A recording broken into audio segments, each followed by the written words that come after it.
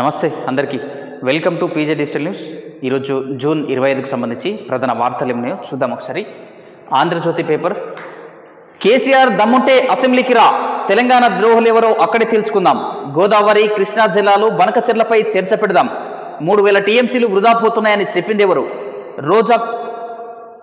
రోజాకు రతనాల సీమ హామీ ఇచ్చిన చెవట ఎవరు, కృష్ణాలో 555 టీఎంసీల వాటా అడగకుండా 299 టీఎంసీలకు సంతకం పెట్టింది మీరు కాదా, లక్షల కోట్లు దోచుకున్నా నిన్ను ఉరి తీసినా తప్పు లేదు, కేసీఆర్ సచ్చిన పాము, బీఆర్ఎస్ చచ్చిన పార్టీ, గోదావరి సెంటిమెంట్తో మంట పెట్టే ప్రయత్నం, కేసీఆర్ శకుని మేనల్లుడు హరీష్ శనీశ్వరుడు, సోనియాకు అండగా నిలవాలని బాబును వదులుకున్న, రైతు భరోసా విజయోత్సవ సభలో సీఎం రేవంత్ రెడ్డి కీలక వ్యాఖ్యలు చేయడం జరిగింది.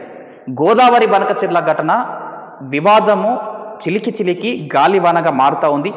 అన్ని పార్టీలు, అన్ని రాజకీయ నాయకులు, తెలంగాణకు సంబంధించిన మేధావులంతా కూడా ఈ విషయంలో తెలంగాణకు అన్యాయం జరుగుతుందని చెప్పేసి ముక్తకంఠంతో ఖండిస్తూ ఉన్నారు.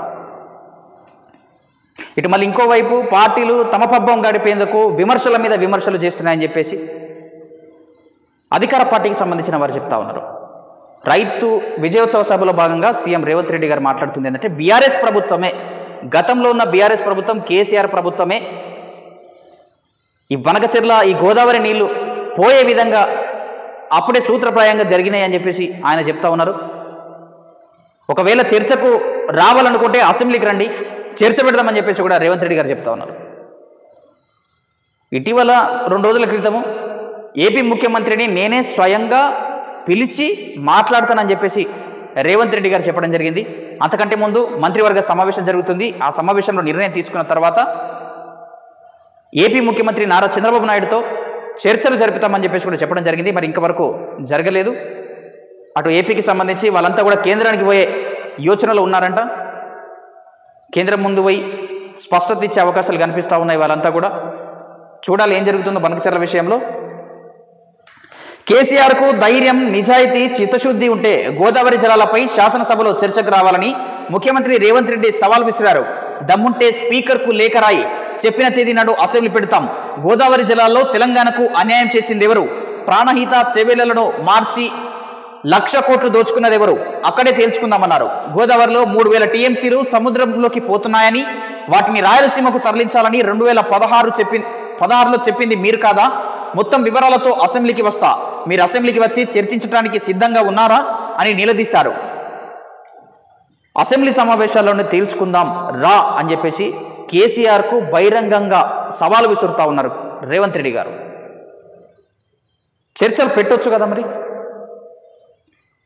ప్రధాన ప్రతిపక్ష పాత్ర పోషిస్తున్న బీఆర్ఎస్ పార్టీ ఒకవేళ నిజంగానే తెలంగాణకు అన్యాయం జరుగుతుందని మీరు నిజాయితీగానే కొట్లాడే ఉద్దేశం మీకు గనక ఉంటే ఆహ్వానిస్తూ ఉన్నారు కదా అధికార పార్టీకి సంబంధించిన వారు. చర్చలు జరపండి, ప్రజలకు కూడా తెలుస్తుంది కదా. ఏదేం జరిగినా అంతిమంగా తెలంగాణకు అన్యాయం జరగకుండా చూసుకోవాల్సిన బాధ్యత ఈ రాష్ట్ర ప్రభుత్వంపై ఉంటుంది. అదేవిధంగా ప్రధాన ప్రతిపక్షాలైన మిగతా పార్టీలవైనా విద్యావేత్తలు, మేధావులపై కూడా ఉంటుంది. ఏదో ఒక రూపంలో మన గలం వినిపించాల్సి ఉంటుంది ఖచ్చితంగా. ఎందుకంటే నీళ్లు, నిధులు, నియామకాల విషయంలోనే కదా తెలంగాణ ఉద్యమం అంతా కూడా నడిచింది. మళ్ళీ నీళ్ళలుల్లి రావడం ఏంది? అసలు ఈ బనకచెర్ల గోదావరి వివాదం ఏంటో అన్న విషయంపై మనం పూర్తిగా విశ్లేషణతో కూడిన ఒక వీడియో కూడా చేయడం జరిగింది. మన ఛానల్లో ఉంటుంది, చూడండి. అది చూస్తే పూర్తి స్పష్టత వస్తుంది అసలు ఈ ప్రాజెక్ట్ ఏంది అనేది. పదవులు ఇంకెప్పుడు ఇస్తారు? జిల్లా స్థాయి నామినేటెడ్ పదవులు భర్తీ చేయరా? పేర్లను షార్ట్ లిస్ట్ చేయడానికి జాప్యం ఎందుకు? జిల్లాల ఇన్ఛార్జ్ మంత్రులపై సీఎం రేవంత్ అసహనం. నామినేటెడ్ పదవుల భర్తీకి వెంటనే చర్యలు తీసుకోవాలి. స్థానిక ఎన్నికలపై కోర్టు తీర్పు రాగానే నిర్ణయం. గాంధీ భవన్లో గొర్రెలతో నిరసన తెలపడం ఏంటి? టీపీసీసీ పిఏసీ సమావేశంలో ముఖ్యమంత్రి వ్యాఖ్యలు. క్రమశిక్షణ కమిటీ భేటీ, రేపు మరోసారి సమావేశం అని చెప్పి కూడా జిల్లాలకు ఇన్ఛార్జీలు మాత్రమే కొనసాగుతూ ఉన్నారు. సో ఆ విషయంలో కూడా పదవులు ఇంకెప్పుడు ఇస్తారని చెప్పేసి కూడా అధికార పార్టీ కాంగ్రెస్ పార్టీ ముందు ఉన్న ప్రశ్నలు ఇవన్నీ కూడా చూడాలి ఏం జరుగుతుందో ఆ విషయంలో.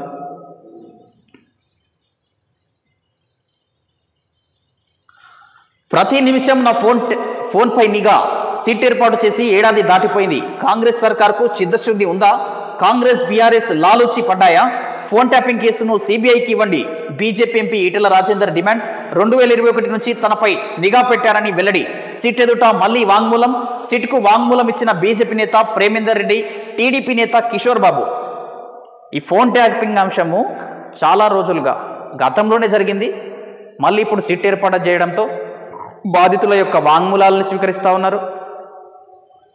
అందులో ఇన్వాల్వ్ అయిన వారిని కూడా ఆ సిట్టు విచారణ జరుపుతూ ఉంది. చాలా వరకు చాలా నాయకుల ఫోన్లు ట్యాప్ జరిగాయని చెప్పేసి చెప్తా ఉన్నారు. సిట్టుపై అసలు నమ్మకమే లేదని చెప్పేసి కూడా బీజేపీ పార్టీకి సంబంధించిన నాయకులు చెప్తా ఉన్నారు. వెంటనే రాష్ట్ర ప్రభుత్వం ఫోన్ ట్యాపింగ్ అంశాన్ని తేల్చాలి అంటే ఖచ్చితంగా సిబిఐకి ఈ కేసుని అప్పగించాలని చెప్పేసి కూడా బీజేపీ పార్టీకి సంబంధించిన నాయకులు కూడా డిమాండ్ చేస్తూ ఉన్నారు. ఇందులో భాగంగానే ఈటెల రాజేందర్ గారు నిన్న సిట్ ముందు వాంగ్మూలం కూడా ఇవ్వడం జరిగింది. ఆయన కూడా ఒక బాధితుడు అని చెప్పేసి, ఫోన్ ట్యాపింగ్ ఆయనది కూడా జరిగిందని చెప్పేసి, వెంటనే ఈ కేసుని సిబిఐకి అప్పగిస్తే పూర్తి స్థాయిలో ఏం జరిగింది, ఎవరెవరు ఇందులో ఇన్వాల్వ్మెంట్ ఉన్నదని చెప్పేసి తేలుతుందని చెప్పేసి కూడా వారంతా కూడా అభిప్రాయపడుతూ ఉన్నారు. బనకచెర్లపై కేంద్రాన్ని కలుద్దాం, ప్రత్యేక బృందంగా వెళ్లాలని ఏపీ మంత్రివర్గం నిర్ణయం. కేంద్రానికి స్పష్టత ఇస్తూనే తెలంగాణలో సంప్రదింపులకు సై. పథకంతో నష్టం లేకున్నా బీఆర్ఎస్ రాజకీయ రాద్ధాంతం, ఎన్నికల దాకా సాగదీసి లబ్ధి పొందే యోచన చంద్రబాబు. బనకచెర్ల అంశంపై ఏపీ ప్రభుత్వము, మంత్రివర్గము కేంద్ర ప్రభుత్వాన్ని కలిసే ఆలోచన ముందుపెట్టుగా ఉంది. సో అంతకంటే ముందు మన తెలంగాణ రాష్ట్రానికి సంబంధించిన ముఖ్యమంత్రి రేవంత్ రెడ్డి గారు చెప్తా ఉన్నారు, మేము చర్చలు జరుపుతామని చెప్పేసి. ఇక్కడ చంద్రబాబు నాయుడు గారు కూడా చెప్తున్నది ఏంటంటే బీఆర్ఎస్ పార్టీ రాద్ధాంతం సృష్టిస్తుందని చెప్పి. అంటే ఆయన కాంగ్రెస్ పార్టీపై ఇంతవరకు కూడా అంటే విమర్శిస్తలేదు. ఆయన బీఆర్ఎస్ పార్టీని ముందుకు తీసుకురావడం జరిగింది. అంటే కాంగ్రెస్ అంతగా ఎత్తి చూపుతలేదా మరి ఈ అంశంపై? పోలవరం బనకచెర్ల అనుసంధాన పథకాన్ని ఆమోదించాలని కేంద్రాన్ని కోరేందుకు ఢిల్లీకి ప్రత్యేక బృందాన్ని పంపాలని ఏపీ మంత్రివర్గం నిశ్చయించింది. ఈ ప్రాజెక్టుతో తెలంగాణకు ఏమాత్రం నష్టం లేకపోయినా అక్కడి ప్రతిపక్షం బీఆర్ఎస్ లేనిపోని రాద్ధాంతం చేస్తుందని అభిప్రాయపడింది. ఈ అంశంపై తెలుగు రాష్ట్రాల ప్రజలకు అవగాహన కల్పించాలని నిశ్చయించింది. బనకచెర్ల పథకంపై కేంద్రానికి స్పష్టత ఇవ్వడంలో భాగంగానే ఏపీ మంత్రివర్గం కేంద్ర ప్రభుత్వాన్ని కలిసే నిర్ణయాన్ని తీసుకోవడం జరిగింది. వడివడిగా అడుగులు వేస్తూ ఉన్నారు ఏపీకి సంబంధించిన వారు. తొందరగా స్పష్టత రాకుంటే ప్రాజెక్టులు మొదలైపోతాయి. ఇప్పటి వరకు సిడబ్ల్యూసి, జిఆర్ఎంబి, అదేవిధంగా అపెక్స్ కౌన్సిల్ యొక్క అనుమతులు లేకుండానే ఈ బనకచెర్ల పోలవరం ప్రాజెక్టుకు సంబంధించి ఏపీ ప్రభుత్వము టెండర్లు ఆహ్వానించేందుకు రంగం సిద్ధం చేసుకుందని చెప్పేసి కూడా తెలంగాణకు సంబంధించిన వారంతా కూడా వాదిస్తూ ఉన్నారు. ఒకవేళ ఇదే ప్రాజెక్టు చేపట్టాలనుకుంటే ఏపీ ప్రభుత్వం సరైన ప్రొసీజర్ని అనుసరించి జిఆర్ఎంబి పర్మిషను, సిడబ్ల్యూసి పర్మిషను, దాని తర్వాత అపెక్స్ కౌన్సిల్లో ఆమోదము, ఇవన్నీ పొందిన తర్వాత ప్రాజెక్టు చేపట్టొచ్చు కదా. మరి ముందస్తుగా టెండర్లు ఆహ్వానించడం ఏంది? ఒకవేళ నిజంగానే తెలంగాణకు నష్టం చేకూర్చే ఉద్దేశం మీకే గనక లేకపోతే ఇవన్నీ పర్మిషన్స్ తీసుకొని పద్ధతి ప్రకారంగా పోవచ్చు కదా. ఎందుకు మరి ఏపీ ప్రభుత్వం ఈ దిశగా ఆలోచించలేకపోతుంది? సో గమనించాల్సిన అవసరమైతే ఉంది. ఈ విషయంలో చర్చలు జరగాలి. ఆ ప్రభుత్వమా ఈ ప్రభుత్వమా, రెండు రాష్ట్రాల మధ్య చర్చలు జరిగితే అప్పుడు నిజాలు అనేటివి బయటకు వస్తాయి.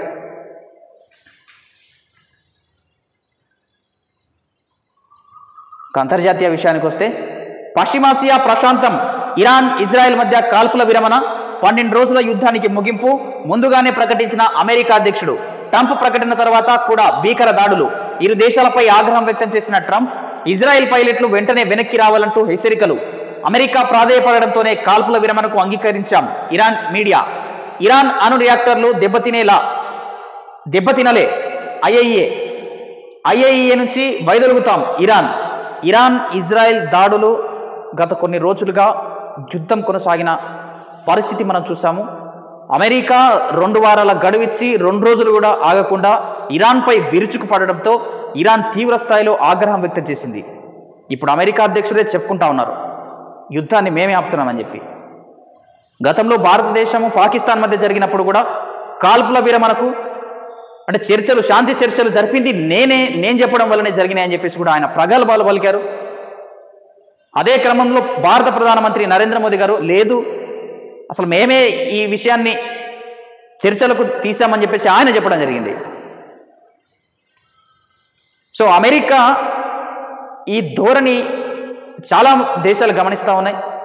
2 వారాలు గడివించినప్పటికీ ఆగకుండానే 2 రోజుల దాడులు నిర్వహించడము, దాని తర్వాత ఇరాన్ తీవ్ర అసహనం వ్యక్తం చేసింది, అమెరికాపై కూడా దాడులకు నిర్వహించింది. సో ఇప్పుడు మళ్ళీ శాంతి చర్చలు, మళ్ళీ సీజ్ ఫైర్.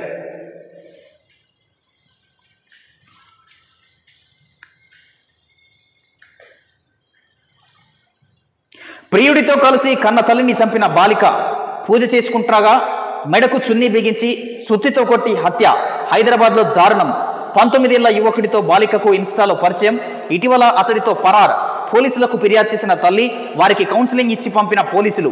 తల్లిని చంపితే తప్ప ప్రియుడితో కలిసి ఉండలేనన్న నిర్ణయానికి వచ్చిన బాలిక, ప్రియుడు అతడి తమ్ముడితో కలిసి హత్య. ఎంత దారుణానికి ఒడిగడతా ఉన్నారు.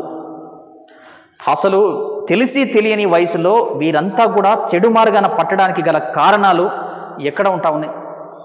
ఇటీవల కాలంలో భర్తను చంపిన భార్య అని చెప్పేసి హనీమూన్కు వెళ్ళి అక్కడ పథకం ప్రకారంగా భర్తను చంపామని చెప్పేసి తరచుగా ఈ ఘటనలు సమాజాన్ని కొంత ఆందోళన కలిగిస్తూ ఉన్నాయి. అసలు ఏం జరుగుతుంది? ఈ గద్వాలకు సంబంధించి కూడా మనం చూసాము. ఇవన్నీ కూడా ఇల్లీగల్ రిలేషన్స్ కారణంగా ఈ హత్యలు జరుగుతూ ఉన్నాయి. ఇంత చిన్న వయసు బాలికది, ఈ వయసులోనే ఇంత క్రూరత్వం, ఇంత దారుణం ఇది. సోషల్ మీడియాలో పరిచయమైన ప్రియుడిపై మోజుతో కన్న తల్లినే కర్కశంగా చంపేసిందో 15 ఏళ్ల బాలిక. తన ప్రేమకు తల్లి అడ్డుగా ఉందని భావించి ప్రియుడు అతడి తమ్ముడితో కలిసి ఆమె మెడకు చున్నీతో ఉరి బిగించింది. అప్పటికి చనిపోయిందో లేదో నన్న అనుమానంతో ముగ్గురు కలిసి సుత్తితో కొట్టి ఆమె ప్రాణాలు తీశారు. రాజధాని హైదరాబాద్లోని జీడిమెట్ల పోలీస్ స్టేషన్ పరిధిలోని సోమవారం సాయంత్రం జరిగింది దారుణం.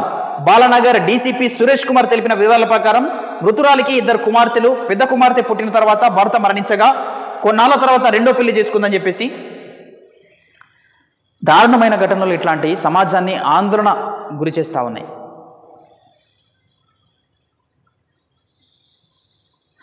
రైతు భరోసా డబ్బు ఇవ్వలేదని తండ్రి నాలుక కోసేశాడు. రే ఇంతకన్నా దారుణం ఇంకేమైనా ఉంటుందా? ఎందుకు ప్రజలు ఇంత క్రూరత్వాన్ని ఇనుమడింపజేసుకుంటా ఉన్నారు? ఇంత దారుణమా? హత్యలు చేయడం ఏందండి? నాలుక కోసేయడం ఏంది? కన్న తండ్రిది డబ్బులు ఇవ్వకపోతే 6,000లో 2,000 ఖర్చు చేసిన తండ్రి మిగిలిన సొమ్ము ఇస్తానన్నా సరే దాడి చేసిన కొడుకు. మెదక్ జిల్లాలో దారుణ ఘటన. రైతు భరోసా పథకం కింద ప్రభుత్వం ఇచ్చిన సొమ్మును తనకి ఇవ్వలేదనే కోపంతో ఓ వ్యక్తి తన కన్న తండ్రిని నాలుక కోసేశాడు. మెదక్ జిల్లా హవేలీ ఘనపూర్ మండలం ఔరంగాబాద్ తాండాలో మంగళవారం ఈ ఘటన జరిగింది. స్థానికులు పోలీసుల కథనం ప్రకారం బానోతు కీరియాకు ఎకరం భూమి ఉంది. రైతు భరోసా కింద అతని బ్యాంకులో ఖాతాలో 6,000 జమ అయ్యాయి. ఆ డబ్బు తనకి, మిగతాది 10వ పేజీలో చూస్తే డబ్బులు ఇవ్వలేదని చెప్పేసి చంపడము ఎక్కడుంది? ఇది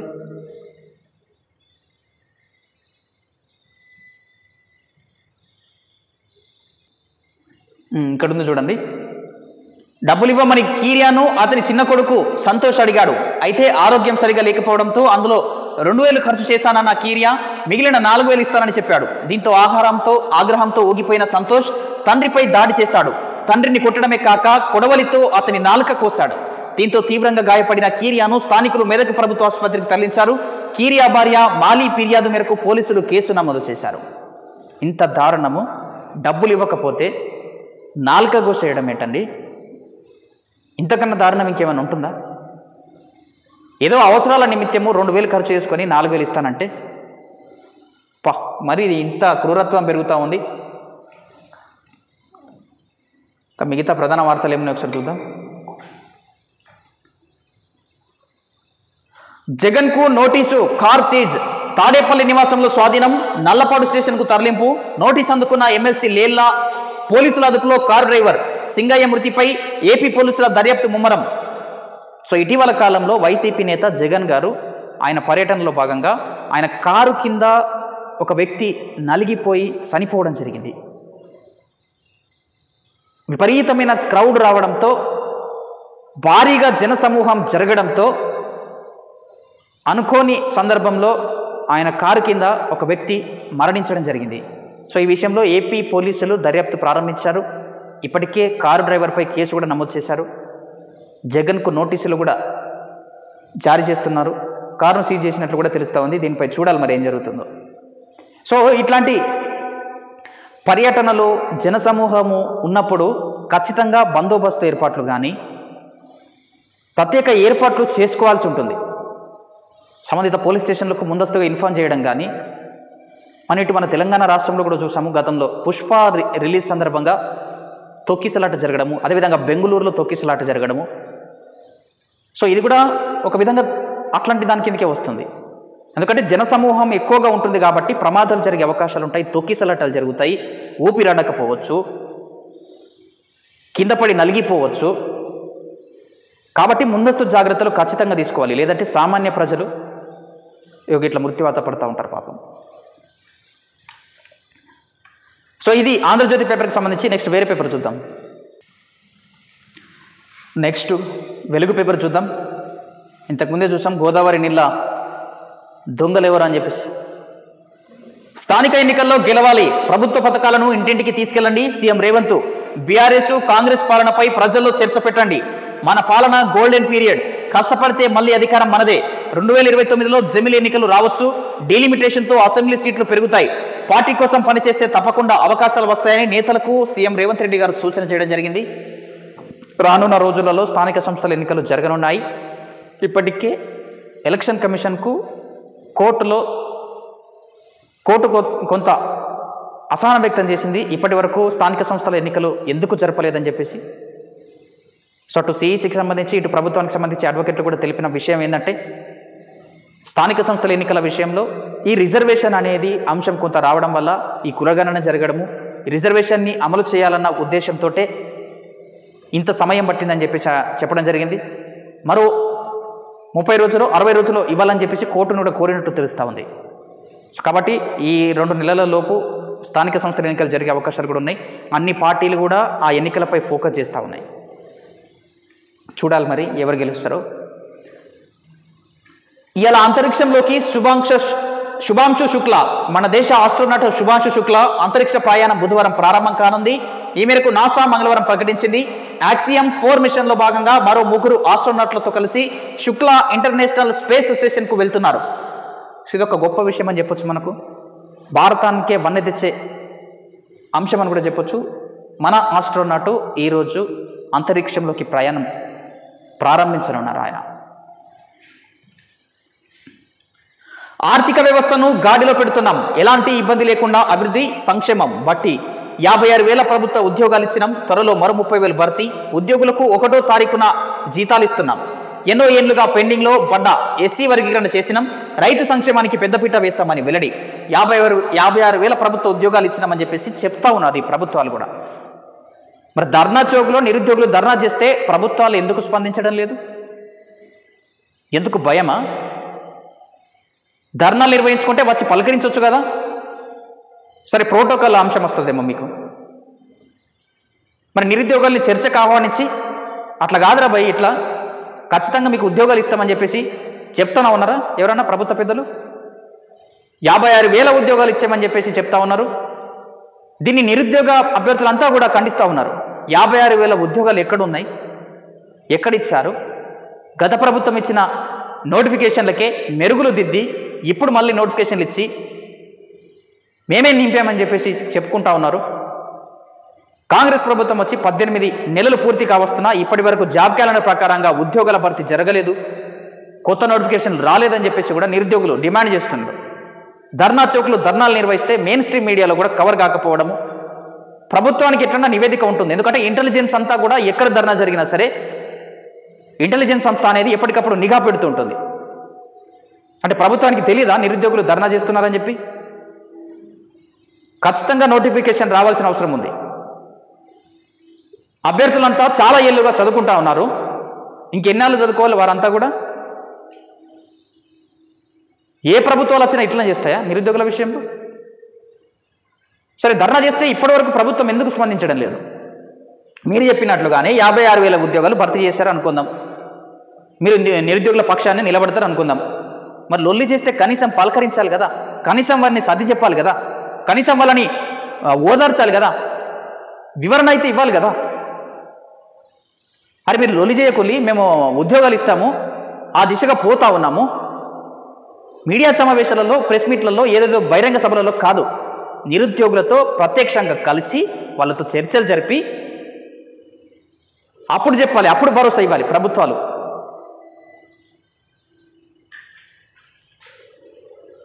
రాష్ట్ర ఆర్థిక పరిస్థితిని ఓవైపు గాడిలో పెడుతూనే మరోవైపు అభివృద్ధి సంక్షేమ పథకాలను ఎలాంటి ఇబ్బంది లేకుండా అమలు చేస్తున్నామని డిప్యూటీ సీఎం బట్టి విక్రమార్క తెలిపారు. ఇప్పటికే 56,000 ప్రభుత్వ ఉద్యోగాలు ఇచ్చామని, మరో 30,000 ఉద్యోగాలు త్వరలో భర్తీ చేయనున్నామని చెప్పారు. పబ్లిక్ సర్వీస్ కమిషన్ను ప్రక్షాళన చేశామని వెల్లడించారు. మంగళవారం గాంధీ భవన్లో బట్టి విక్రమార్క మీడియా సమావేశంలో మాట్లాడారు. అంతకుముందు పిఎస్సి మీటింగ్లో పిసిసి కార్యవర్గ సమావేశంలో ఆయన ప్రసంగించారు. ఆర్థిక వ్యవస్థని గాడిలో పెట్టే పనిలో రాష్ట్ర ప్రభుత్వం పడింది.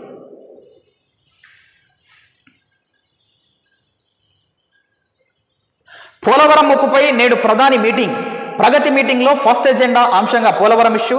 వీడియో కాన్ఫరెన్స్ ద్వారా హాజరు కానున్న అధికారులు. పోలవరం ప్రాజెక్టు పనుల పురోగతి, ఆ ప్రాజెక్టు ముంపు తదితర అంశాలపై ప్రధాని నరేంద్ర మోదీ ఢిల్లీలో బుధవారం సమావేశం నిర్వహించనున్నారు.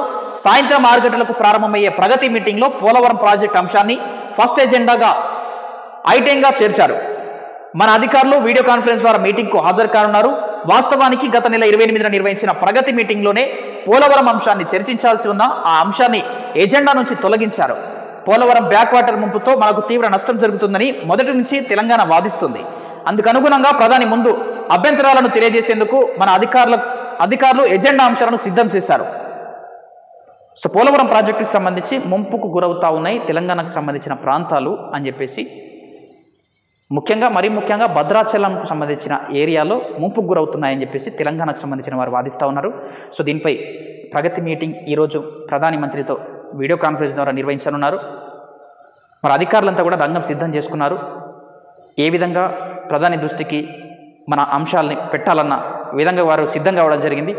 చూడాలి ఏం జరుగుతుంది ఈ విషయంలో. అదేవిధంగా ఇది బనకచెర్ల గోదావరి విషయంలో కూడా ఏపీ ప్రభుత్వము, ఏపీ మంత్రివర్గము నిర్ణయించుకుంది ఏంటంటే కేంద్ర ప్రభుత్వాన్ని కలవాలి, ఖచ్చితంగా స్పష్టతని ఇవ్వాలి. ఆ విషయంలో తెలంగాణకు ఎట్లాంటి నష్టం జరగట్లేదని చెప్పేసి కూడా చెప్పడం జరుగుతుందని చెప్పేసి చూసాం మనం ఇంతకుముందే. ఫండ్స్ ఇయ్యరు, పర్మిషన్లకు తిప్పుడే. రీజనల్ రింగ్ రోడ్డు, మెట్రో విస్తరణ, మూసి ప్రాజెక్టు అనుమతులు, హైవేలు పెండింగ్. ఎయిర్పోర్ట్లకు కొర్రీలు, పలు సాగునీటి ప్రాజెక్టుల డిపిఆర్ల వెనక్కి. 3 టీఎంసీ వాటర్ అలొకేషన్స్, టెక్నికల్ క్లియరెన్స్లు ఇస్తలే. విభజన హామీల అమల్లోనూ మొండి చేయి. ఢిల్లీకి వెళ్లిన ప్రతిసారి కేంద్ర మంత్రులను కలుస్తున్న సీఎం మంత్రులు. రాష్ట్రం నుంచి 2 కేంద్ర మంత్రులున్న ఫలితం 0. అదే ఏపీకి అడిగిన వెంటనే ఫండ్స్ పర్మిషన్లు అని చెప్పేసి కూడా కేంద్ర ప్రభుత్వము పక్షపాత ధోరణి చూపిస్తుందన్న విధంగా ఈ ఆర్టికల్. ఏపీలో ప్రభుత్వం ఏర్పాటు చేసుకున్న చంద్రబాబు నాయుడు మిగతా కూటమి వాళ్ళంతా కూడా ఎన్డీఏతో పొత్తు పెట్టుకోవడం జరిగింది. దాని కారణంగానే ఏపీ ఏ పనులు అడిగినా సరే వెంటనే కేంద్ర ప్రభుత్వం వారికి సూత్రప్రాయంగా కానీ అనుమతులు ఇచ్చేస్తూ ఉన్నారు. అదే తెలంగాణ విషయానికి వస్తే ఎయిర్పోర్ట్ విషయం కానీ, ఈ రింగ్ రోడ్ విషయం కానీ, మిగతా అన్ని విషయాల్లో చాలా జాప్యం చేస్తున్నారని చెప్పేసి కూడా చెప్తా ఉన్నారు. సో కేంద్ర ప్రభుత్వం అనేది అన్ని రాష్ట్రాలకు ఒక కుటుంబ పెద్ద మాదిరిగా, ఆయా రాష్ట్రాలలో ఏ పార్టీలు అధికారంలో ఉన్నప్పటికీ ఖచ్చితంగా ఆయా రాష్ట్రాల సంక్షేమాన్ని కోరే కేంద్ర ప్రభుత్వం అడుగులు వేయాల్సి ఉంటుంది. అంతేగాని ఆ రాష్ట్రాల్లో మా పార్టీలు ఉన్నాయి, మాకు అనుకూలంగా వివరించిన వారు ఉన్నారు అని చెప్పేసి పక్షపాత ధోరణి చూపిస్తే మాత్రం దేశ అభివృద్ధి కుంటుపడే అవకాశాలు ఉంటాయి.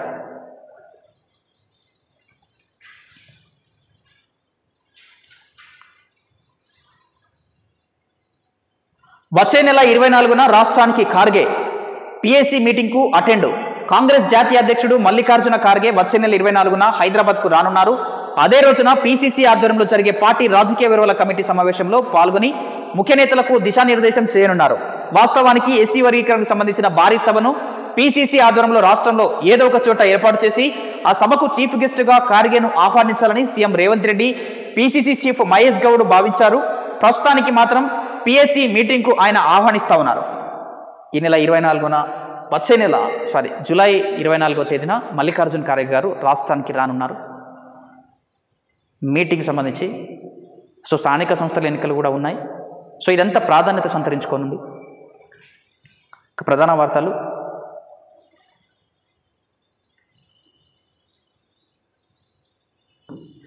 ఇవి జూన్ 25కి సంబంధించిన ప్రధాన వార్తలు. చూస్తూనే ఉండండి మన పీజే డిస్ట్రిక్ట్ న్యూస్. నేను మీ ప్రదీప్ జిల్లెడ్వార్.